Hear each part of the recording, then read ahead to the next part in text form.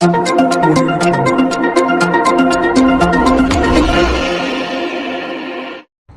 કામરેજ તાલુકા પંચાયતના વિપક્ષ નેતાએ રખડતા ઢોર અને ગંદકીની સમસ્યાઓ બાબતે આજે ગ્રામ પંચાયતને આડે હાથ લીધી હતી. છેલ્લા 10 વર્ષમાં કામરેજ ગ્રામ પંચાયતને અસંખ્ય રજૂઆતો કરવા છતાં યોગ્ય કામગીરી થઈ નથી. રખડતા ઢોર 24 કલાક અડીંગો જમાવીને બેઠા છે, તો બીજી તરફ કચરાની સાફ સફાઈ માટે નિયમિત વાહનો ન આવતા ગંદકીનું પ્રમાણ વધી રહ્યું છે.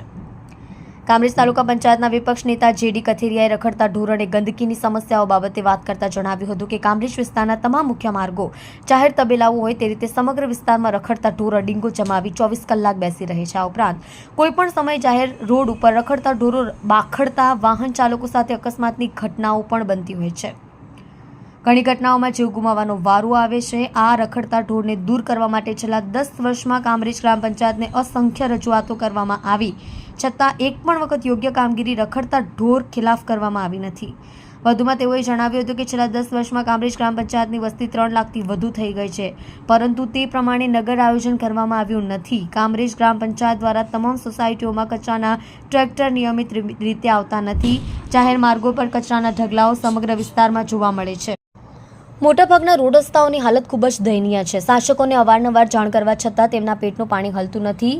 ગ્રામ પંચાયત હસ્તકના ઘણા બધા રસ્તાઓ પર દબાણ કરવાથી કેટલાક રસ્તાઓ આંશિક તો કેટલાક સંપૂર્ણ રીતે બંધ હાલતમાં જોવા મળી રહ્યા છે. આ ઉપરાંત R&B હસ્તકના તમામ મુખ્ય માર્ગો ચાલવા યોગ્ય નથી. વાહન ચલાવી શકાય તેવી પરિસ્થિતિમાં જરા પણ નથી. આ તમામ સમસ્યા ઉપરાંત સ્ટ્રીટ લાઇટના અભાવના કારણે રાત્રિના સમયે સામાન્ય રાહદારીઓને ચાલવામાં ખૂબ જ મુશ્કેલી પડી રહી છે.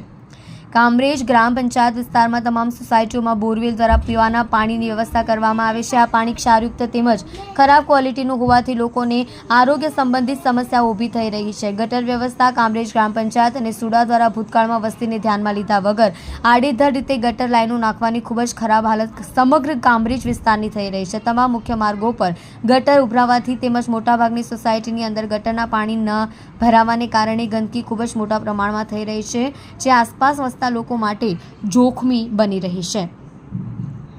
વિપક્ષ નેતા જેડી કથિરિયાએ સમસ્યાઓના નિવારણ માટે કામરેજને સુરત મહાનગરપાલિકામાં ભેળવવા માટે તાલુકા પંચાયત વિપક્ષ નેતા કથિરિયાએ તંત્ર પાસે માંગ કરી છે.